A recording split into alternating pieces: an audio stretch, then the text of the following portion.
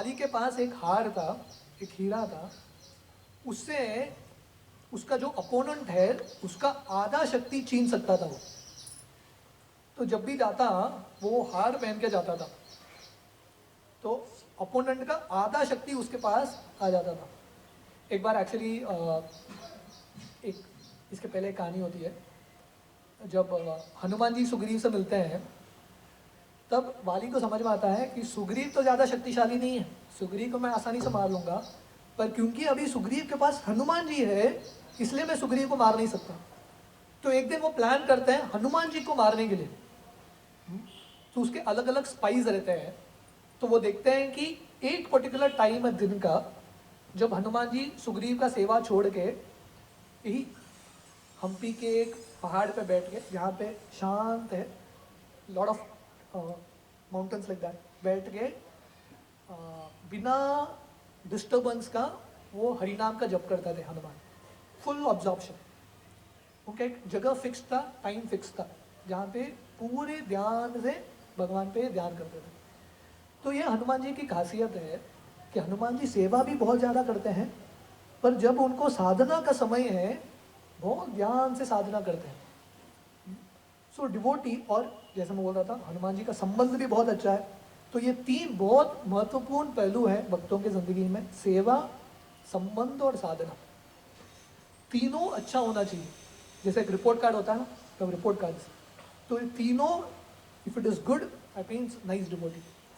तो हनुमान जी का सेवा भी नंबर 1, कुछ भी सेवा करने के लिए तैयार।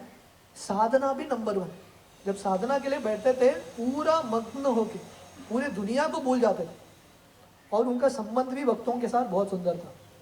तो हनुमान जी दिन के एक समय पे वहाँ पे ध्यान से भगवान राम के नाम का जप करते थे।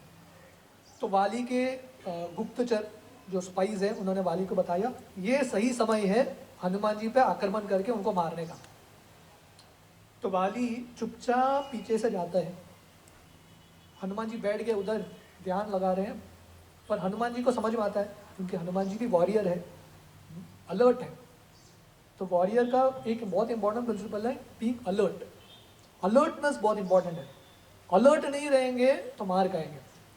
तो हनुमान जी सुनते हैं कि पत्ते के हिलने का आवाज़ है, तो हनुमान जी का पूरा फोकस नहीं होता, और हनुमान जी जब आंख बंद ही कर रहे हैं पीछे से वाली आक्रमण करता है, और हनुमान जी उड़ जाते हैं और दोनों के बीच में झगड़ा होता है। और वाली जितना भी प्रयास करे अपने पूरे शक्ति के साथ हनुमान को मारने का, हनुमान को कुछ फर्क ही नहीं पड़ रहा है, नो इफेक्ट ओनली। पूरा प्रयास कर रहा है, लात मार रहा है, सब कुछ कर रहा है, उसका जितना भी प्रैक्टिस है सब कर रहा है, हनुमान जी को कुछ फर्क ही नहीं है। फाइनली हनुमान जी वाली को ऐसा लात मारते हैं दूर जाके गिरता है, और पेड़ वेड़ सब टूट जाते हैं।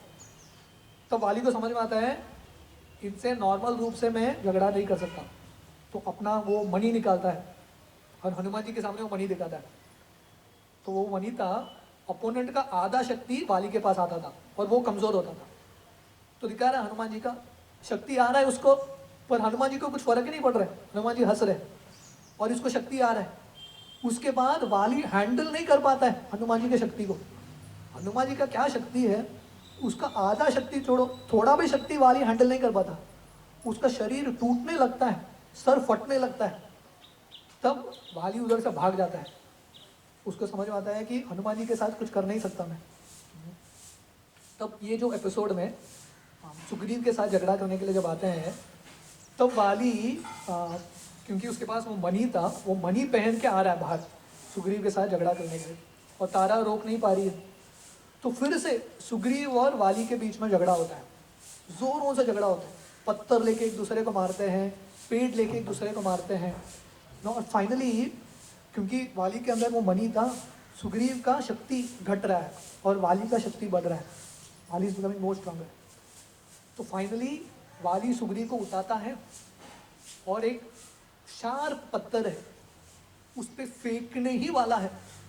और सब अंदर वहां पे बैठ के सोच रहे हैं, राम तो मतलब इक्विपॉइज्ड, ऐसा कि कुछ चल ही नहीं रहा है, काम प्योर सत्वगुण। तो सब बंदर सोच रहे हैं अभी क्या होगा क्या होगा, कुछ करेंगे कि नहीं राम। और जब फेंकने, और सुग्रीव भी टेंशन में है क्या होगा, पूरा रिस्क लेके गए।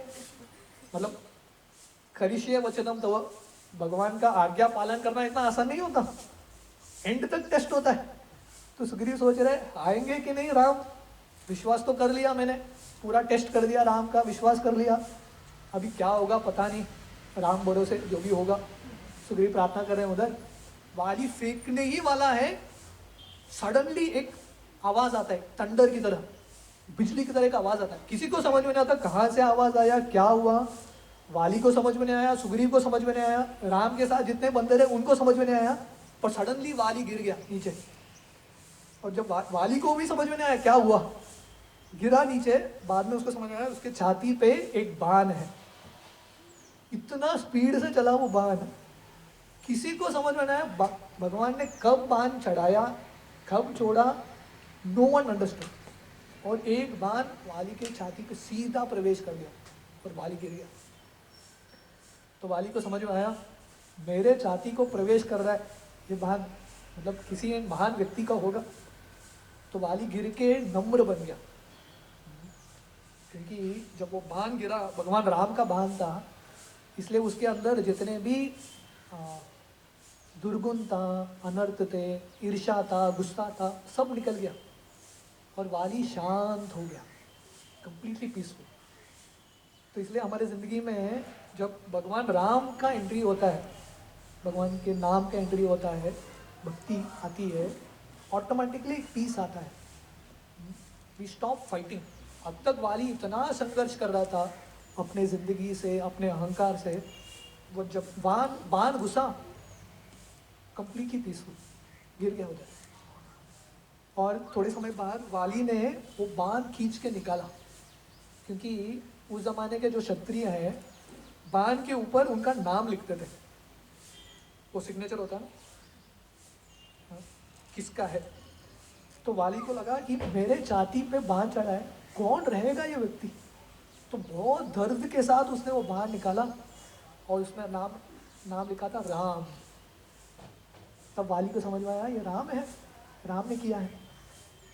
और उसी समय राम वो पेड़ से उठ के आ रहे हैं वाली के पास। अभी वाली और राम के बीच में बातचीत होने वाला है। और another very interesting thing that वाली ऑब्जर्व्स, वाली देखता है कि ये जो बाण है इंद्र का बाण है। ये बाण भगवान राम को इंद्र ने दिया था, इंद्र का बाण है। और इंद्र कौन है, वाली के पिता।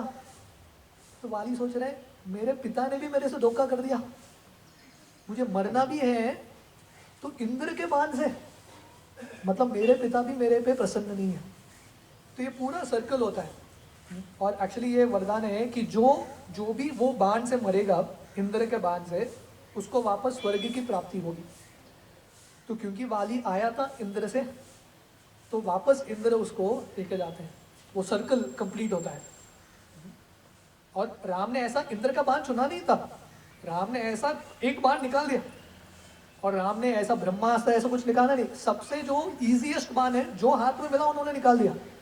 राम ने चुना नहीं कि इंद्र का बाण होना चाहिए, पर life is such that it ends in a circle, सब सर्कल कंप्लीट होता है और वाली यहाँ पे घायल होता है। तो इसके बाद वाली और राम के बीच में बहुत सुंदर संवाद होता है। वाली प्रश्न कर रहे हैं और राम उत्तर देते हैं कि मैंने ये क्यों किया। So probably in the next session will try to continue. बहुत बहुत धन्यवाद। हरे कृष्ण।